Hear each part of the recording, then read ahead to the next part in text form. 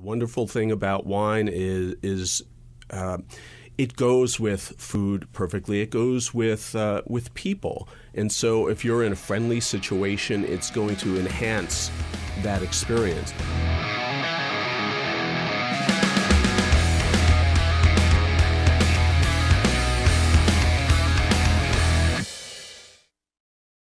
With me live in studio, we have none other than Eric Asimov, chief wine critic at the New York Times. Some background about a very distinguished guest. Eric has actually been with the New York Times since 1992 as the wine and food critic. He's the author of several books. His most recent title is Wine with Food. With that, I give a warm welcome to Eric Asimov. Eric, how are you? Happy to be here. Thank you. It's a real treat, and thank you for taking up your very precious time. Before we get into the role of food and wine in the business world, can you explain for our audience, what is a food and wine critic? Well, that's a good question. I think wine, like movies, books, theater, other fields, requires somebody sometimes to not only analyze the products that are available, but to help you figure out how to think about them. My job is really both to inspire people to see wine and food in different ways than they might be used to explore, to try new and different things, to understand food and wine not just as sustenance, but actually as cultural expressions. So there are a lot of different ways to go, and I think each critic brings their own thinking to the job. So now I'm going to jump in this is a show primarily to business listener, to a business-minded audience, small sole proprietorship, small business owners, etc. Let's break down some basic wine etiquette. Say, for example, I'm going out to dinner with a business colleague. I'm going to a fancy restaurant, and he's a wine expert, and I'm not. How would you advise me to handle it? I would say be completely honest. I love wine. I don't know much about it. I'd like to know more. So please order something great that you like. Fascinating. Don't try to fake it. No, never. Wine is not a competition. It's not really a sign of your business acumen. I think being open and honest about what you know is a better indication of the way you might do business. Great point. Great point. If you try to brazen it out, maybe you're not the type of person I'd want to do business with. So to a certain degree, it's like, let's say someone is a football guy, but he's not a baseball person, and it's during the World Series. So don't try to make conversation about baseball if you're really a football person, and just you say, it all depends what you're interested in. I think, faking it, though, is never the right course, because somebody's always going to know, and it really doesn't gain you much.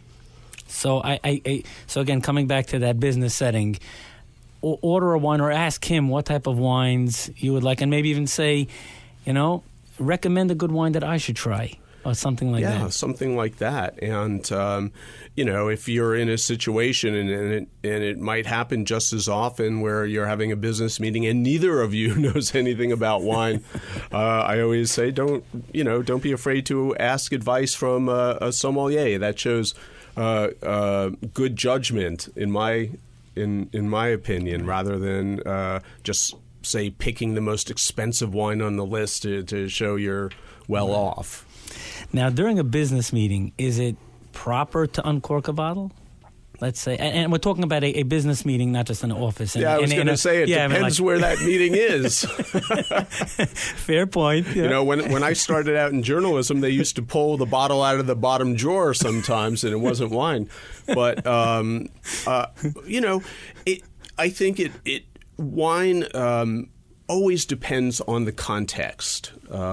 If you're having a business meeting to discuss a particularly difficult subject or a sensitive point, you have to decide whether it's appropriate to pull out a bottle. On the other hand, if you're celebrating a deal or just getting to know somebody with the hope of doing business with them, I think wine is always a great thing. The wonderful thing about wine is it goes with food perfectly. It goes with people. And so if you're in a friendly situation, it's going to enhance that experience. If you're in a belligerent situation, you might not want to waste your time with it. Eric, what recommendations do you have for gifting a wine? I mean, and that could be, I know it's a very open question in terms of price, in terms of knowledge of the recipient of the gift. Well, just as a general rule, you can almost never go wrong with champagne. Great point. It's a festive wine. It's usually good quality, and it indicates really a sense of generosity. I would mention two things about giving wine, though. First of all, I think anybody who gives wine has to offer the gift without the expectation that they are going to drink the bottle.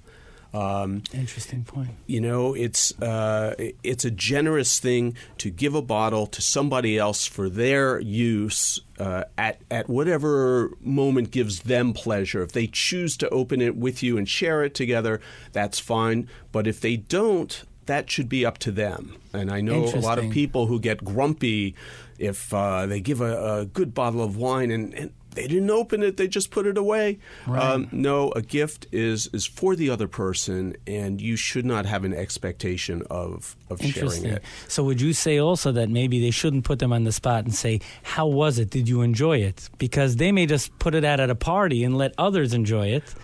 I would say that, I would say let people tell you how much they enjoyed it. They don't really need prompting.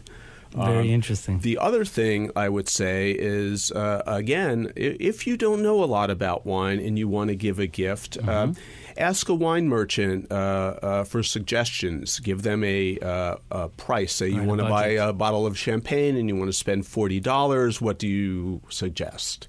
It's always better than just picking the brand name that you recognize. Interesting. Now, wine, and we know, is centuries old, from the beginning of time.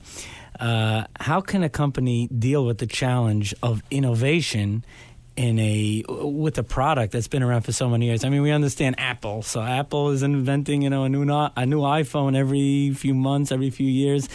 Wine has been around forever. How do they deal with that challenge of always being on the cutting edge, coming up with innovation in that industry? I think that wine is a product where you don't really need to be on the cutting edge. It's sometimes the effort to appear modern or to appeal to a new generation can backfire. I think with people who really know wine, the veneer of marketing can have the reverse effect. It can make a product seem false, for example. I know that a lot of say Napa Valley producers want to sell their products by emphasizing the pastoral beauty of Napa Valley, and this product will make you feel as if you are sitting there on the deck enjoying the good life, as they would say. So do you recommend that, or no? Don't? I don't. I'm saying you're going in that direction. That's fascinating. Of course, you have to divide wine up. You have the wines that are commercial products, that are commodities, that will get marketed like any other product, and then you have a smaller number of wines that are maybe authentic products of families that have been making wine for hundreds of years. and they have their fans. They're very direct expressions of the people who made the wine, and to try to cloak that in some sort of modern marketing guise will pretty much always backfire. Any final thoughts for the listeners of Mind Your Business? I think that wine is one of the great joys of life. I'm not the first by a long shot to say that. And I think that wine should be thought of joyously. Don't let the notion that you have to be a connoisseur before you can enjoy wine rob you of that sense of pleasure or joy. It's there to be loved, and so go out and love it. 77 WABC Radio presents Mind Your Business, hosted by founder and president of Bottom Line Marketing Group, Yitzchok Saftlas. Mind Your Business focuses on business and marketing strategies for success.